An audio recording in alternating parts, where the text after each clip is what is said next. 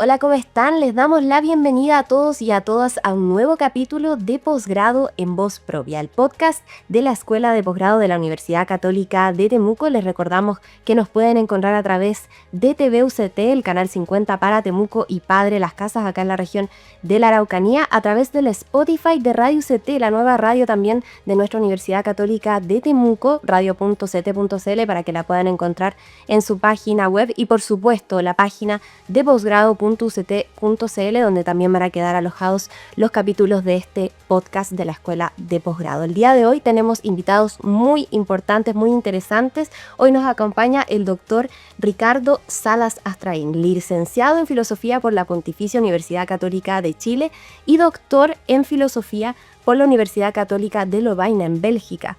Es profesor del Departamento de Sociología y Ciencia Política de la Facultad de Ciencias Sociales y Humanidades de la UCT y actual director del doctorado en Estudios Interculturales. Su trayectoria académica se inicia con una tesis doctoral sobre la hermenéutica del lenguaje religioso mapuche, a partir de la cual desarrolla un modelo fenomenológico hermenéutico proyectado hacia la filosofía intercultural latinoamericana. Su obra se caracteriza por un enfoque epistemológico en contextos culturales asimétricos, étnicos y populares. Además, ha articulado redes internacionales en torno al pensamiento latinoamericano y la filosofía intercultural, vinculando también sus reflexiones con la teoría crítica de Frankfurt y una teoría contextual de la justicia para América Latina.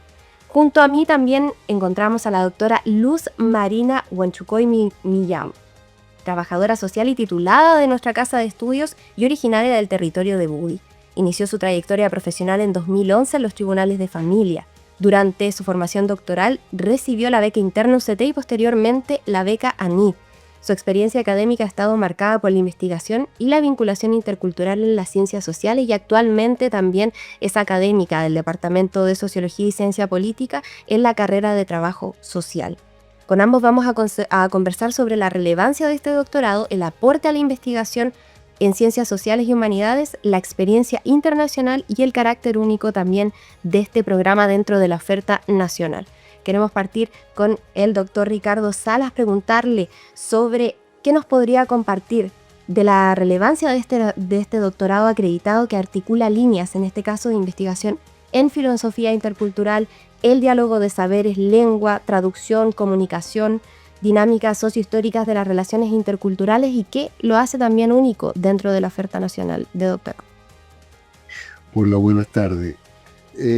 Mira, yo creo que lo más interesante para entender bien lo que hacemos en el doctorado es retomar una historia que ha tenido la universidad desde hace ya varias décadas, donde una de las principales líneas de investigación ha sido tratar de entender la complejidad de la región en la que está ubicada la universidad. Entonces hay un legado muy importante que dejó la doctora Teresa Durán Pérez, ¿cierto?, que fue la fundadora de la Escuela de Antropología, y que ella, desde el Centro de Estudios Sociocultural y de otras unidades internas, fue de alguna manera articulando al interior de la universidad una preocupación central por las relaciones entre la sociedad chilena hegemónica y el mundo mapuche.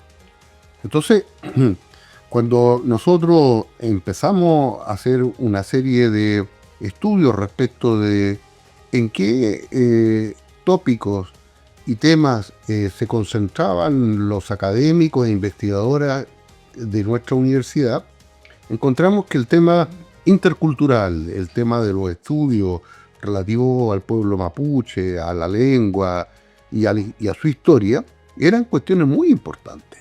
Entonces, el anterior rector, Aliro Borque, en algún minuto hace una investigación sobre los principales temas y se da cuenta que nuestra universidad es conocida en muchas partes, en Chile y fuera de Chile, por su preocupación intercultural. Entonces, eso es una cuestión bien importante, porque ahí surge esta idea de constituir un núcleo de estudios interétnicos interculturales, lo que nosotros llamamos por su sigla el NEI, ¿cierto? De ahí surge un primer esfuerzo por elaborar un magíster, ¿cierto?, académico, que es el actual magíster de estudios interculturales, y de ahí surge el doctorado. Entonces, podríamos decir el doctorado de alguna manera es como el resultado de esa historia, de esa sinergia y convergencia de nuestro profesional, y por eso entonces que hay tres grandes líneas donde por un lado está la problemática epistemológica del diálogo de saberes, el tema de la relación entre lengua y la cuestión de la traducción y la comunicación, y luego la cuestión del modo cómo se ha generado esta historia compleja entre la sociedad chilena y el mundo mapuche. Entonces, si nosotros tuviéramos que decir en pocas palabras, ¿cierto?, la originalidad o singularidad que tiene nuestro programa, es que yo creo que en Chile no existe un programa que esté abocado directamente a estudiar los problemas interculturales que se viven aquí en la región del sur y que de alguna manera se pueden analogar a lo que pasa en muchos territorios interétnicos a nivel mundial. Y por esa razón tenemos permanentemente investigadores, estudiantes de otras universidades que han venido, ¿cierto?, a tomar clases, seguir seminarios, y eso a nosotros nos llena de alegría porque quiere decir que estamos haciendo bien un trabajo de relación con nuestro territorio. Un trabajo muy pertinente entonces al territorio, particularmente acá de la Araucanía. Preguntarle también, este doctorado, ¿cuántos estudiantes más o menos de cierta forma congrega a lo largo del año? Usted decía que venían de otras universidades, por ejemplo, a formarse en este doctorado. ¿Desde qué año también está esta oferta programática acá en la Universidad Católica de Temuco? Sí, mira, el programa se inició el año 2017.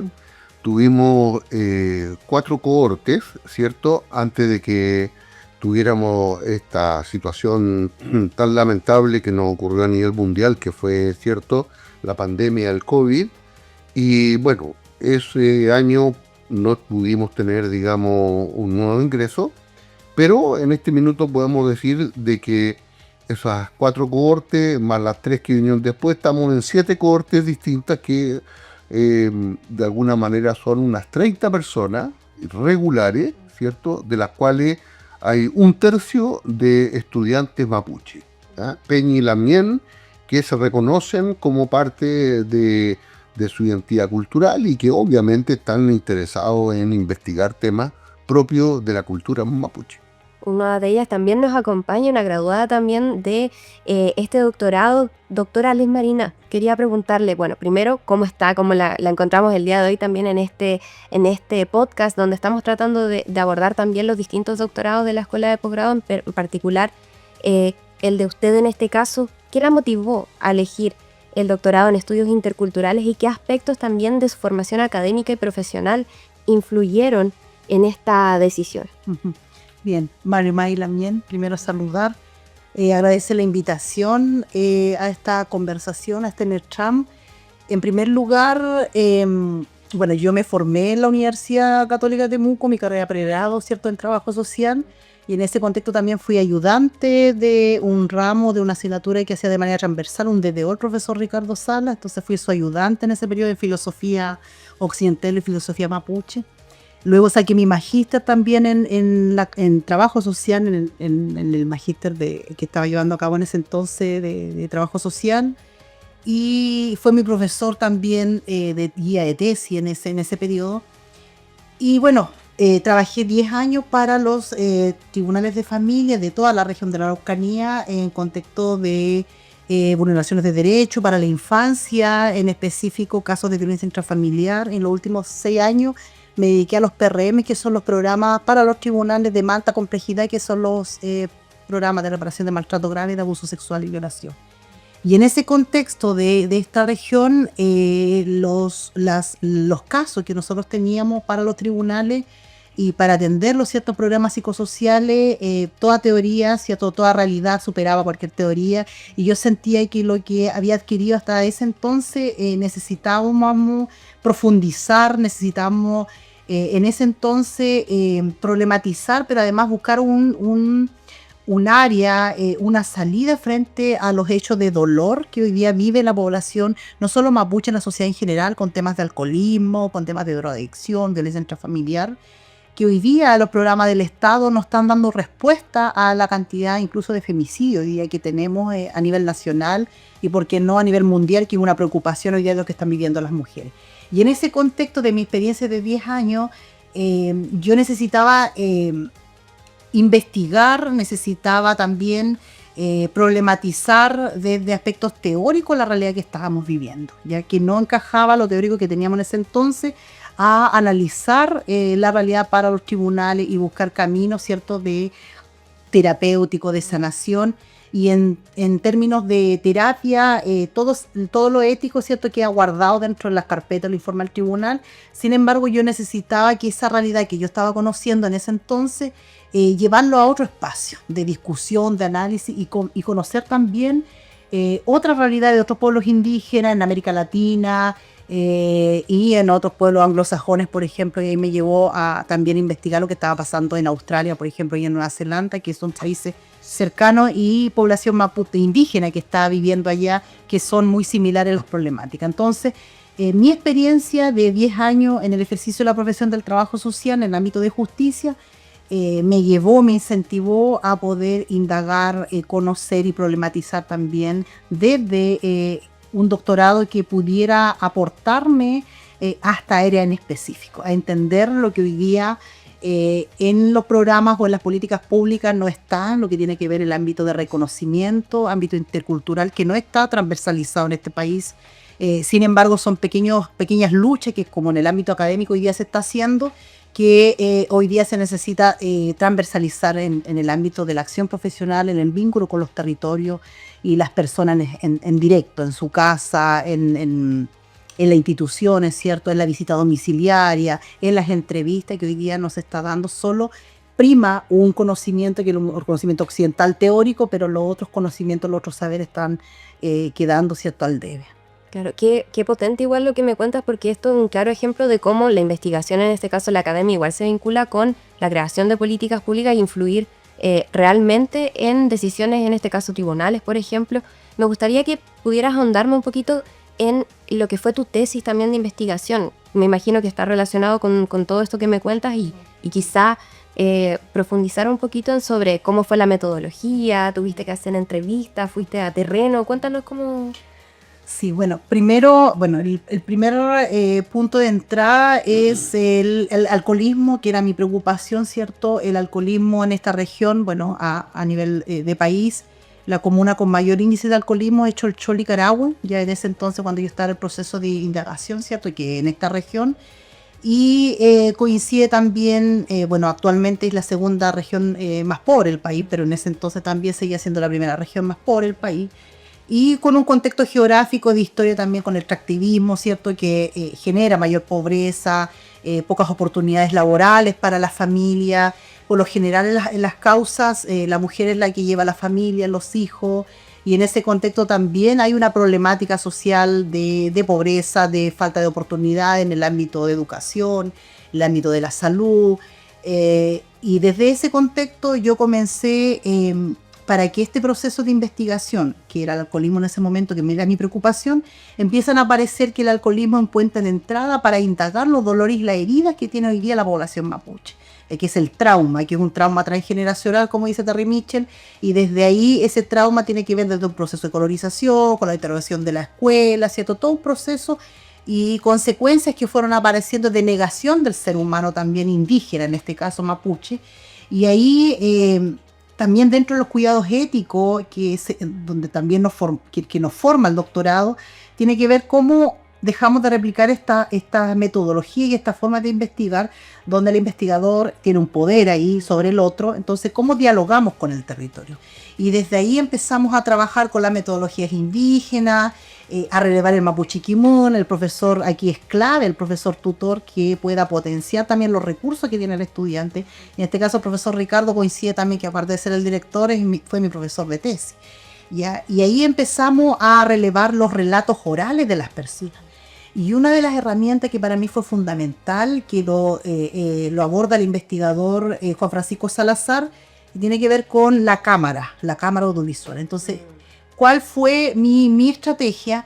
En el fondo, que no alterar el discurso, el relato de la persona, era a través de la cámara audiovisual. Entonces, la voz, ¿cierto?, de la persona iba a estar ahí. Hubo todo un trabajo de inicio de tesis, ya, de acercarme a los territorios, o en qué persona yo iba a trabajar. Entonces mi tesis no parte desde el momento en que me aprueban, ¿cierto?, el tema, sino que ya empezaba a familiarizarse los territorios, me invitaban a los Trabuna a hablar de alcoholismo, de mi experiencia, hacía talleres de manera voluntaria también, de fortalecimiento, de problematización de la violencia, etcétera, etcétera, que yo iba trabajando con el territorio. Entonces ya había un conocimiento de que yo estaba trabajando la temática, y al momento de grabar ya había un acercamiento con las personas. Entonces lo que yo hacía, yo no era experta en cámara, por supuesto, y fue un proceso de aprendizaje ahí para grabar a la persona y de que va a estar intacta, ¿cierto?, la palabra de la persona en este trabajo, ¿ya? Y esa fue la metodología. Hoy día Linda Tuhiwai Smith trabaja el relatoral, donde releva, ¿cierto?, y da voz a los actores indígenas de los territorios, donde el investigador también va co-construyendo con los territorios, y esa fue una metodología que para mí fue importante, pero hay todo un proceso también de diálogo con las otras metodologías occidentales. ¿Ya? ¿En qué momento, por ejemplo, puedo hacer una entrevista estructurada con el médico, con el facilitador intercultural, donde yo ya tengo las preguntas, pero cómo con el territorio relevo los relatos orales? Esa fue mi metodología. El tema de tesis parte con alcoholismo, pero finalmente son los sufrimientos sociales, ¿cierto?, que vive la población indígena, y cómo, más allá de entender el proceso histórico, donde muchos autores se quedan ahí, lo que pasó, en lo que ocurrió en la historia, ¿verdad? Pero aquí lo que me interesaba a mí era justamente cuál es la reparación. O sea, hay un dolor transgeneracional, hay una herida, pero ¿qué hacemos ahora? Entonces, ¿cuáles serán los caminos de sanación y reparación? ¿Qué dicen los actores? ¿Cómo entiende la reparación el Estado? ¿Cierto? A través de beneficios económicos. Pero ¿qué está diciendo el territorio? O sea, ¿cómo nos sanamos de un dolor transgeneracional que no vemos? Que son violencia, que son situaciones de alcoholismo, que son situaciones de consumo de droga. Estos elementos están en un proceso de donde la sociedad en general, no solo indígena, vivencia dolor. Entonces ese dolor hay que trabajarlo, y para ello hay que reconocer y problematizar. Entonces ahí empezamos a trabajar, digo yo, porque una tesis que no fue mía, ya que fue con el profesor trabajada, el profesor Ricardo Sales, y además con la profesora cotutora Gloria Mora, el profesor Juan Francisco Salazar cuando estuve en Australia, y luego quien revisó también mi trabajo, la profesora Alicia Raí. Y todo el territorio también, que ha sido parte de este proceso de logro de haber sacado el doctorado, que no fue netamente mío, sino que comunitario, le digo. Un tremendo trabajo de investigación. Felicitaciones a ambos, felicitaciones a ti, porque claro, tú dices, igual esto es un trabajo en comunidad, comunitario y todo, pero también eso de problematizar, buscar el problema, lo encontraste. Encuentro que es una tremenda investigación, muy complejo, y la metodología me encanta igual porque utiliza también el material audiovisual, como dices tú, para que quede intacto también el testimonio, en este caso de los participantes, de los entrevistados. Lo que me lleva igual al doctor Ricardo. Quería preguntarle que en este caso hoy día se habla mucho de interculturalidad, de derechos sociales, de memorias históricas y también comunicación entre saberes. Y este doctorado aquí lo refleja también en este caso particular de la doctora Luz Marina, del tremendo trabajo de investigación que se realizó. Cómo también el doctorado prepara a sus estudiantes para poder afrontar en este caso estos desafíos desde la investigación, como el caso de la doctora, en ciencias sociales y humanidades. Ahí hay varias cuestiones que uno tendría que decir, ¿eh? No se trata de hacer una clase, digamos, de nuestro programa aquí delante, digamos, de las cámaras y de los que nos escuchan, pero podríamos decir que hoy día hay una suerte de visión general que acepta, por así decir, el discurso intercultural, ¿eh?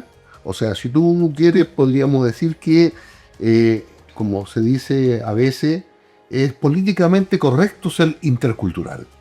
¿Te fijas? Entonces, es muy difícil, salvo en algunos sectores muy extremos, te fijas, que van a decir, no queremos nada con la diversidad, no queremos nada, ¿cierto?, con las personas que vienen a trabajar a nuestro país, ¿cierto?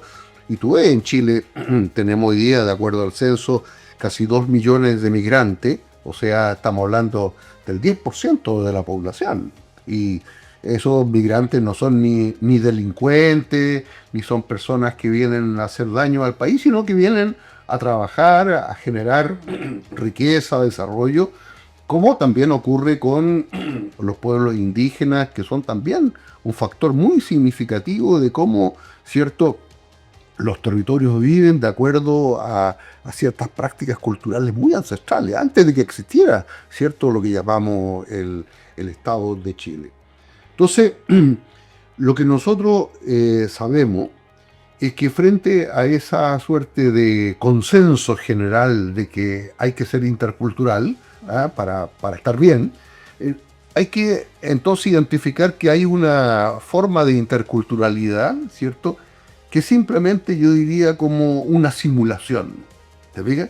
Entonces, yo digo que soy intercultural, pero en la práctica y en mis hechos y en mis acciones no lo soy.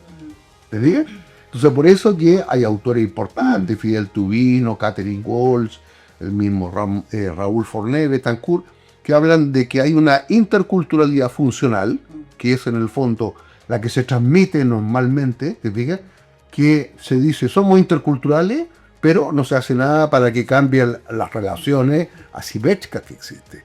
Y existe también entonces una interculturalidad crítica, que quiere decir entonces cómo hacemos nosotros para ir transformando un país a reconocerse como un país diverso, un país donde hay pueblos indígenas, donde hay nacionalidades y culturas diferenciadas. ¿Veis? Entonces, hoy día en Chile los haitianos son parte también de lo que es nuestro mundo cultural, también los colombianos, los peruanos, ¿te fijas? Y tú ves como en todas las ciudades hay restaurantes peruanos que son muy valorados por nosotros los chilenos, como hay restaurantes chinos. O sea, en el fondo lo que estamos diciendo es que la cultura es una riqueza.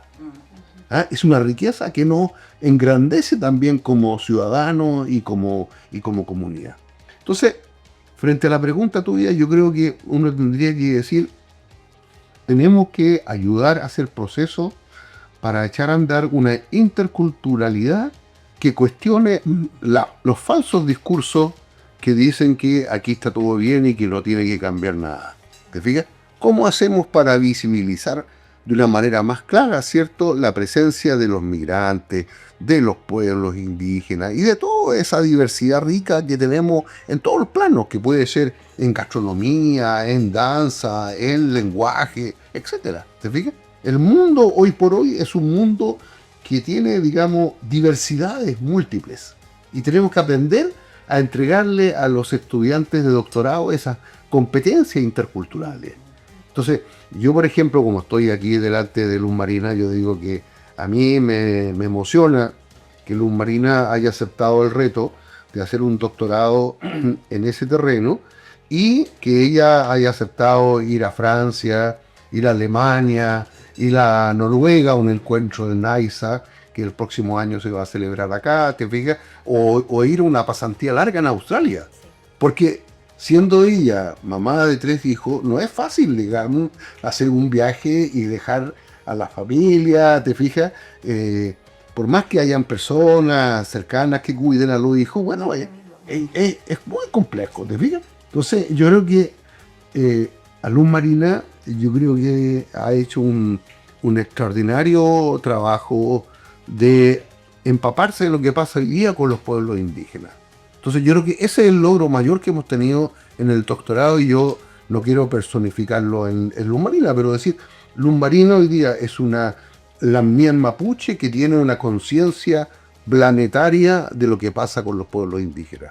Y eso es un logro de un doctorado. Exacto, el perfil del estudiante en este caso y me gustaría agarrarme un poquito de eso último que mencionó el doctor Salas, que en este caso hiciste una pasantía en Australia que duró 3 meses durante también este proceso de formación doctoral y como lo decía bien el doctor, en este caso dejaste a tus hijos acá en Chile, obviamente, pero ¿cómo fue también ese proceso, tanto en lo personal, en lo académico? ¿Cómo también aprovechaste esta experiencia para nutrir, como dice el doctor, en este caso, tu formación como doctora? Sí, bueno, con respecto a esa pregunta, nace también con todo un proceso metodológico del doctorado, ¿cierto?, que tiene que ver con la revisión sistemática de texto con respecto a mi tema de investigación. Yo recuerdo al profesor Ricardo cuando me dice, ya, pero empieza a investigar la página de la universidad, ya, y con la profesora Gloria More le hicimos una revisión sistemática de texto que me enseñó y yo empecé a ver los resultados donde con las palabras clave, ¿cierto? Hay todo un proceso metodológico del alcoholismo, pueblos indígenas, dolor y herida, trauma, y empecé a jugar con la página de la universidad y en la biblioteca, ¿ya? Y desde ahí aparece que justamente Australia es el país con mayor investigación en temática de alcoholismo, pero en materia de salud, ¿ya? Y ahí empieza mi recorrido con Australia. Y justamente yo tuve la beca de la universidad cuando estuve el primer año, fue en pandemia. Luego me adjudiqué la beca NI también con apoyo, con orientación, ¿cierto?, de los compañeros que ya se habían adjudicado la beca, como Michelle Lapierre, Cristiana Lister, por ejemplo, que nos fueron acompañando en ese proceso, ¿ya? Y en ese contexto me adjudiqué la beca NI, viajé para allá, para mí también era como difícil, pero había también una lucha más allá personal que tenía que ver con mis hijos, ¿cierto? También una lucha de pueblo, ¿ya? Yo quería aportar en esta investigación no solo quedarme con el territorio local mapuche o del país o de América Latina, sino también conocer qué pasa con otros pueblos indígenas y que mi sustento teórico tuviera también mayor peso. Y desde ahí empezamos los vínculos con el profesor Juan Francisco Salazar, que trabaja en la Western Sydney University, con otra profesora que Paula Sánchez, que es profesora chilena también, que es de enfermería de la Western Sydney University. Y bueno, finalmente empieza mi viaje para allá. Tiene costos personales porque obviamente hay 3 niños, pero había una lucha más grande que tenía que ver con una lucha de pueblo, ¿ya? Y poder abrir también espacio para otros compañeros que quisieran también hacer ese viaje y uno va generando vínculos ahí. En este trabajo el cual yo desarrollé en Australia fue principalmente conocer desde la bibliografía, desde experiencia también de pueblos indígenas, qué estaba pasando con el trauma colonial, con situaciones de alcoholismo en Australia, y ahí la literatura fue clave. O sea, ¿qué están pensando indígenas académicos que hayan finalizado doctorado? ¿Cuáles son sus aportes referidos a la temática? Y justamente coincidimos, como dice el Daniel Pablo Marimán, historiador, mucha de la gente en el territorio está diciendo no queremos las políticas encima de nosotros, los programas, ¿cierto? Lo que queremos es que el Estado también nos saque la mano de encima.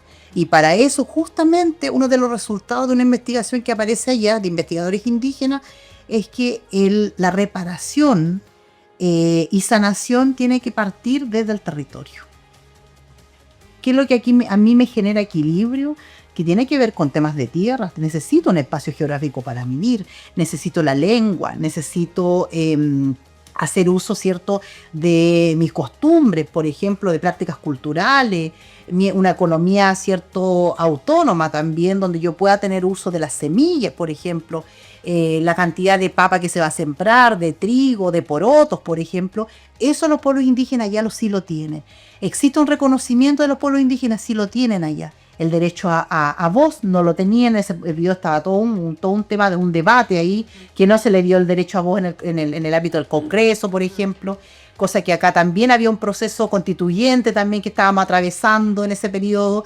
Entonces hay similitudes desde un país desde el sur, ¿cierto?, a Australia, por ejemplo, muchas similitudes. Allá tienen el tema del alcoholismo, allá es un problema ya que están, ¿ya? Ahora el tema de la preocupación es la droga, ¿ya? Y acá nosotros recién estamos partiendo por problematizar lo que es el alcoholismo y la droga está ingresando. Entonces esa experiencia que yo conocí allá con la población, ¿verdad?, también la literatura lo está diciendo. Entonces hay muchas similitudes y el diálogo intercultural es justamente cómo dialogamos las investigaciones que hay occidentales, ¿cierto?, numérica, cuantificable, ¿verdad?, desde un enfoque más positivista, cómo logramos pasar a lo cuantitativo, ¿cierto?, a las interpretaciones de los datos, a relevar estos saberes indígenas. Entonces hoy día estas 3 miradas que parte, ¿cierto?, desde los grandes filósofos, desde los grandes pensadores, donde lo palpable, lo visible y lo real aparece después las ciencias sociales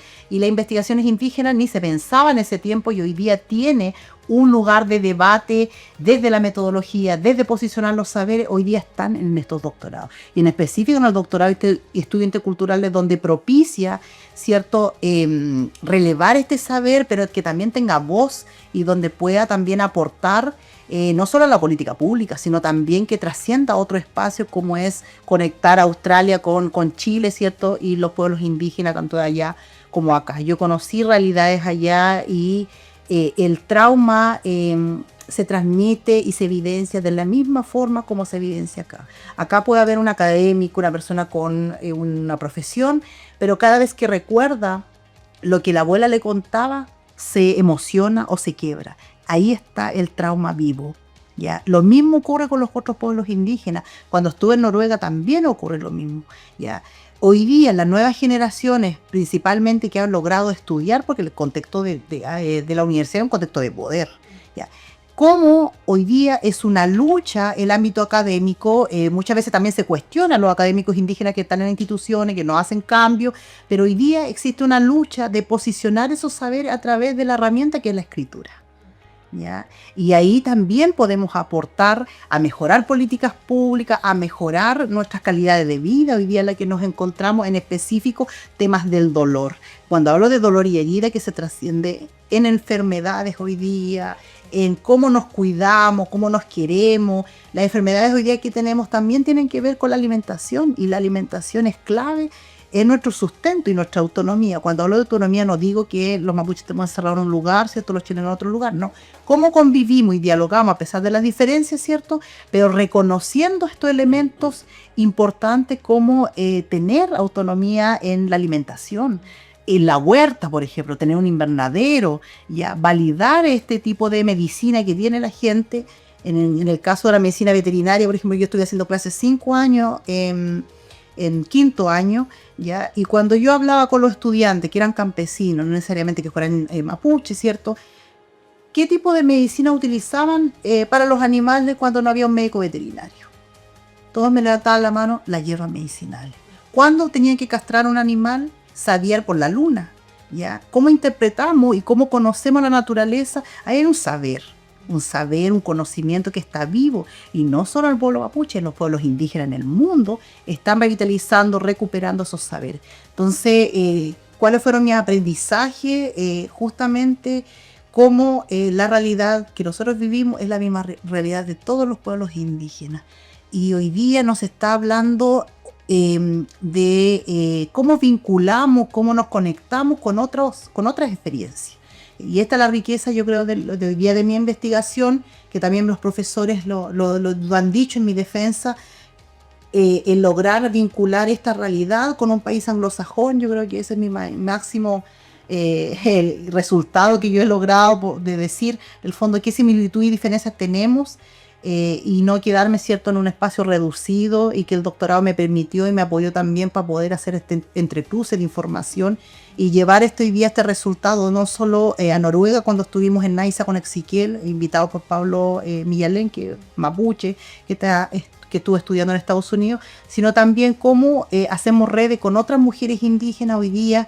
Este año estuve en LASA, en Estados Unidos, y el próximo año también estamos postulando a París también con LASA para ir a representar también este resultado de investigación, que es una parte, ¿cierto?, de la realidad, pero que puede vincular a las experiencias náhuatl, por ejemplo, al país, a los pueblos xinca, por ejemplo, que son hermanas indígenas que estamos trabajando hoy día en esa misma línea. Ya no quedarme solo acá, sino también con otras hermanas indígenas que están dialogando, que están abordando este tema, y que podamos aportar en la investigación y en las formas también de poder aportar al territorio. Yo creo que eso es lo que me ha permitido hoy día las pasantías, vincularnos con otros espacios, y que el doctorado también propicie las becas. O sea, yo creo que hoy día se necesitan becas, se necesita el financiamiento para los estudiantes, porque la realidad de Chile no es la misma que de Europa. O sea, allá todo es caro, y acá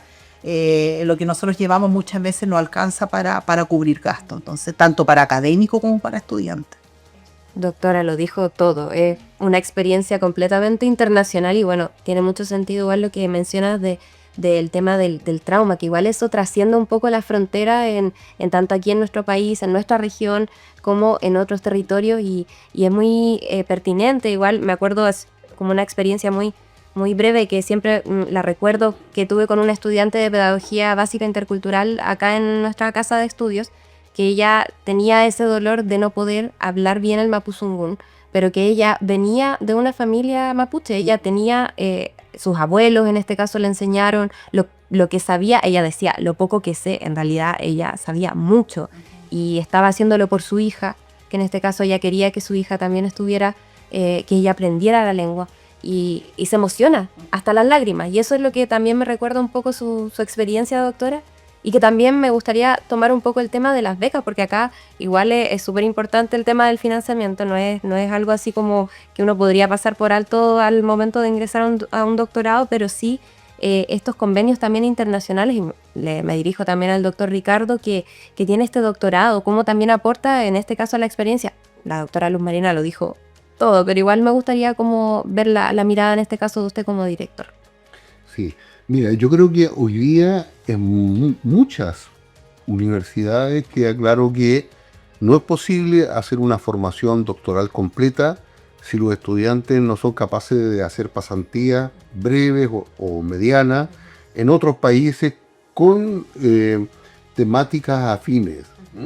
Entonces, en ese sentido, hoy día la internacionalización de los estudiantes es una cuestión fundamental, que se le llama movilidad, tiene otros nombres también, pero lo más importante es que el estudiante pueda conocer otras realidades parecidas, pero que tienen que ver con otros pueblos, que tienen que ver con otras historias, con otras lenguas que han estado ahí, digamos, marcando esa historia. Entonces, efectivamente, como lo dice muy bien Luz Marina, salir al extranjero hoy día es un trabajo muy costoso del punto de vista, no solo del punto de vista de la exigencia, yo diría, personal, cierto, afectiva, sino que sobre todo económica. Yo creo que en este minuto nosotros tenemos una desproporción muy grande con los llamados países desarrollados, y entonces ellos, claro, han hecho una historia dentro del mundo capitalista donde todo tiene un valor económico. Entonces, un arriendo en cualquier lugar del mundo ya no tiene nada que ver con lo que nosotros conocemos, ¿cierto? Como arriendo para un estudiante que va por pocos meses. Entonces, tenemos que aprender a buscar estrategias, y ahí lo que tú dices es importante. El hecho de tener convenios permite que los estudiantes puedan acceder a algún tipo de franquicia, de apoyo, ayuda en esos otros países y universidades a las que van. Y bueno, ahí yo creo que la universidad y la escuela de posgrado de la Universidad Católica de Temuco están ahí elaborando una propuesta, porque sin esos apoyos es muy difícil hacer viajes que tengan un sentido de investigación y de mayor cualificación de la vida académica. Perfecto. Me quiero dirigir nuevamente a la doctora Luz Marina, porque ya estamos acercándonos casi al final también de esta entrevista. El tiempo se pasa volando, uno podría conversar mucho. Me gustaría también preguntarte sobre qué es lo que más valoraste de esta experiencia formativa, de este intercambio. Lo comentaste un poquito en tu respuesta anterior, pero también la experiencia quizá personal dentro del programa, como en este caso pudiste también de cierta forma conllevar un poco la vida académica con la vida personal, familiar, como madre también. Si nos pudieras comentar un poquito. Sí, bueno, primero en relación a eso como mamá, yo creo que igual es un tema que los doctorados, uno se pone a analizar también los primeros doctorados. Yo empecé a revisar cuántos egresaban, cuántos terminaban. Y por lo general lo que ingresaba y terminaba más rápido eran los hombres. Entonces también eso es como un antecedente y un temor, yo creo, para muchas mujeres, y en específico cuando somos mamás. Ya, pero una de las cosas que son relevantes es justamente, yo creo que las mamás que tenemos hijos igual tenemos esa fuerza, ¿cierto? Porque también nos están mirando, y en ese sentido ellos fueron los primeros que me apoyaron. O sea, ellos Yo creo que fue en el tiempo donde yo ingresé al doctorado, justo fue en pandemia, y también eran los niños que tenían mejor rendimiento porque yo estaba estudiando a la par con ellos. Obviamente es difícil ese proceso, es costoso en términos emocional, en términos económicos, porque hay que pagarle a alguien para que cuide a los niños mientras yo pueda estudiar o salir a estudiar. Ya hay un proceso ya que uno también no debe desconocer, o sea, tiene que ver con lo humano, o sea, dónde quedo yo al momento de estudiar, ¿ya? Y por otra parte también trabajar, porque tenemos que mantener cierto la crianza.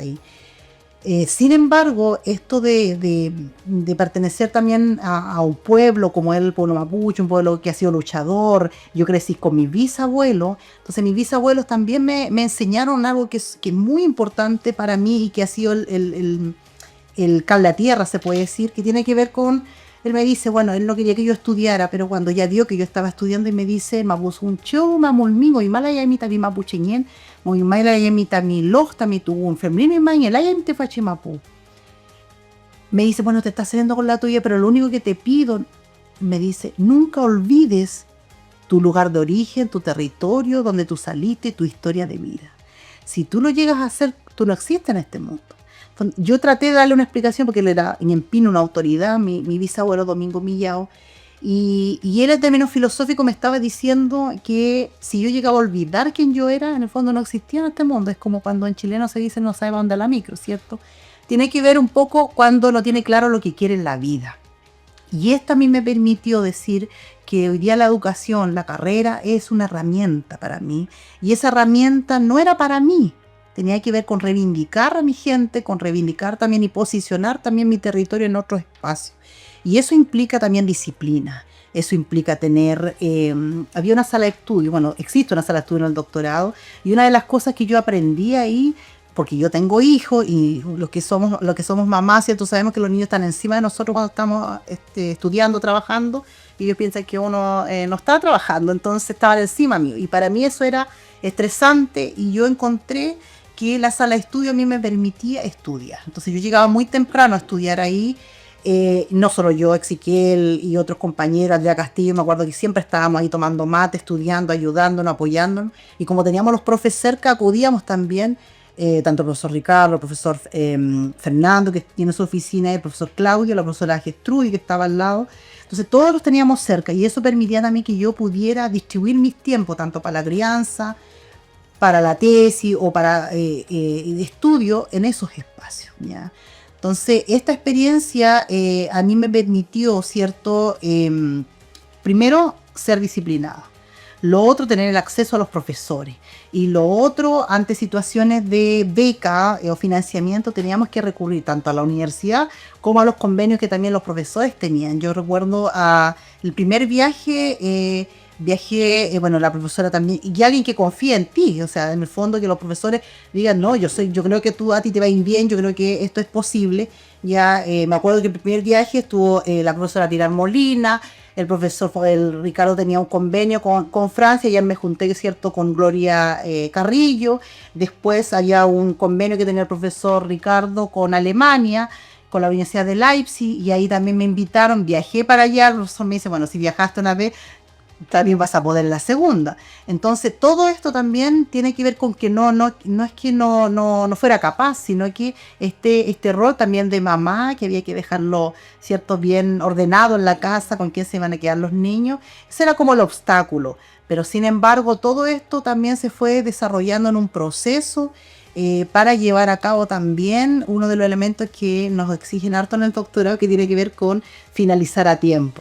Ya, y el finalizar a tiempo también es relevante el profesor de tesis, quien estaba en la universidad y que cada cierto tiempo me recordaba todas las fechas que habían para poder finalizar un proceso. Entonces, este trabajo no se da de manera solitaria o individual. Hay un territorio que te apoya, que te acompaña, hay compañeros que son solidarios, que te van apoyando en ese proceso, y hay un equipo de docentes que está ahí presente.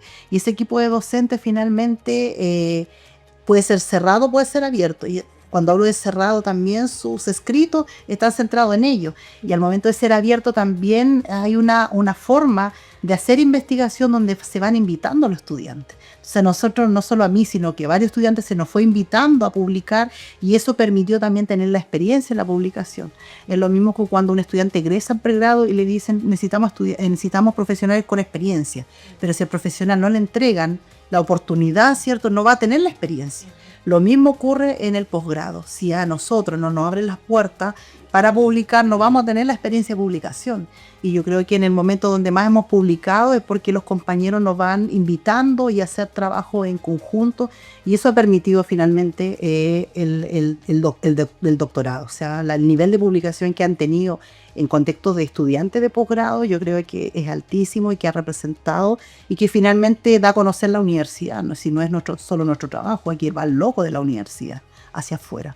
Es hacia el mundo, porque esto circula de manera online y también en los congresos uno posiciona a la universidad y al doctorado en estos espacios de debate y en específico de compartir conocimiento en otros lugares como congresos, seminarios, pasantía, etcétera, etcétera. Con eso me dejaste totalmente motivada a ingresar a tu doctorado y a todos nuestros auditores y televidentes, que eso igual me lleva un poco como a la última pregunta, de forma más breve.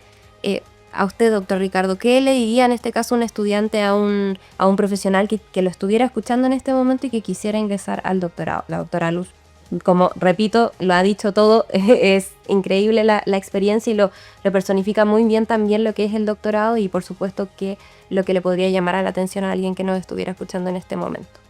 Sí, mira, yo creo que lo más importante es que todas las investigaciones internacionales demuestran que hay una correlación entre el nivel de estudio y el nivel de desarrollo, ¿cierto?, social y económico que puede alcanzar esa misma persona. Eso quiere decir entonces que no basta con que tengamos estudiantes, ¿cierto?, que cumplan completamente, ¿cierto?, el ciclo básico. Y tampoco hoy día que tengamos estudiantes que saquen una profesión. El mundo hoy es sumamente complejo como para exigir respuestas innovadoras que exigen personas con muchas competencias diversas. Una de ellas son estas competencias internacionales. Entonces, cualquier persona, ¿cierto?, que esté escuchando, yo diría, es muy importante pensar el posgrado ya no como una cuestión así que solo algunos pueden tener, una especie de un lujo que pudiera darse una persona, sino que es algo que hoy día se necesita, más todavía cuando se trata de mujeres. Estamos hoy día avanzando hacia un mundo donde hay muchas más relaciones de igualdad y por tanto lo que decía Luz Marina no se puede repetir. No puede ser que los hombres sean los únicos que estén en condiciones de poder responder bien a un posgrado. Y lo que Luz Marina ha hecho y todas sus compañeras del programa han demostrado que efectivamente se puede ser mujer y tener hijos y terminar una tesis. Y eso es algo que se puede demostrar. Nosotros somos un programa, cierto, que no hace acepción de género, pero la mayor parte de nuestras estudiantes son mujeres. Y eso dice que estamos haciendo bien un trabajo de formación de personal calificado para entender la complejidad del mundo en que estamos. Doctor Ricardo Salas, director del doctorado en Estudios Interculturales, y por supuesto la doctora Luz María Huenchucoy. Luz Marina, de Huenchucoy, graduada de este doctorado y actual académica también del Departamento de Sociología y Ciencia Política acá en nuestra Facultad de Ciencias Sociales y Humanidades. Fue un gusto tenerlos, fue un gusto también escuchar la experiencia de la doctora Luz Marina y bueno, también invitamos a nuestros auditores a que ingresen a la página de posgrado.uct.cl para informarse sobre este doctorado y nosotros también estamos llegando ya al final de esta entrevista. Los invitamos a seguir en sintonía de TVUCT y nosotros nos encontramos en un próximo capítulo del podcast Posgrado en Voz Propia. Nos vemos.